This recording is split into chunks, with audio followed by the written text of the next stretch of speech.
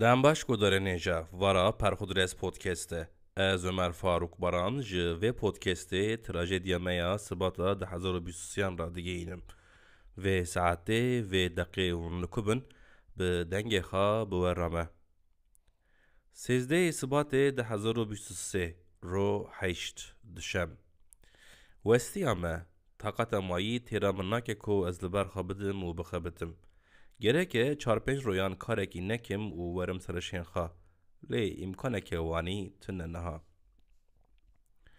من بیریا موزیکین سپوتیفای کریه لی دگرم و کلا من بترگی ین مراشه دبینم جه هلمی شاه باله فادمام گهدار دکم el Fadımam altın kemer bel Fadımam çeke çeke ben ölürem cenazemi kıl Fadımam bide min destê xwe Fadımam kembera zêrî li piştê Fadımam bikişînim derdan û bimrim tu were min definke Fadımam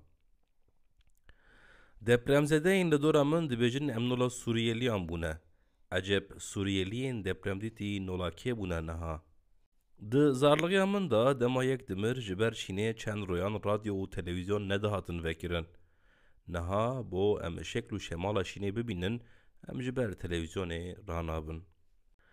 Da digerim konfeksiyonekê çend parçe cil dikirim îdareten ji xwe re li Sûrûcê. Pere tune di bankamatikan da. Ji xwediyê dikan re dibêjim di bankamatikan da pere tune bû. Eger îban heye ez bişînim ser hesabê te deyînê xwe. Ne aceleye ku peretine kanım bitedim jî dibêje konfeksiyonciyê ez nas nakim. Na sabî dibêjim ê. Heqê wî jî re dişînim û hîs hêsirî derdikevim ji dikanê. Mala min a li Diyarbekir tê bîra min. Dixwazim lêxim herim vî bajarî lê ji xwe re dibêm hele sebirke çend royê din ka çi dibe çito dibe du re here. Li Elîgor hinek gulor dikirim. Zanim vê mehdeya min bêşînin lê dixwim. Xewa min tê, xewa min nê, xewa min tê û nê, dixwazim rakevim. Xarzî min bi meraq li teqîma min a nûbiharê dinêre. Dixwaze ez tarîxa 4 Hezîranê vekim. Em vedikin. 807 İbnî Sîna hate dinê. 1878 Qıbrıs ji destê Osmanên derket kete destê İngilîzan. 1989 Ayetullah Xumeyni mir. Em jî yekê lê zêde dikin. 4 Hezîranê 2015 Salih Emîr hate dinê. Godarên em hatin dawiya roja heştan ya trajediya Ertejê.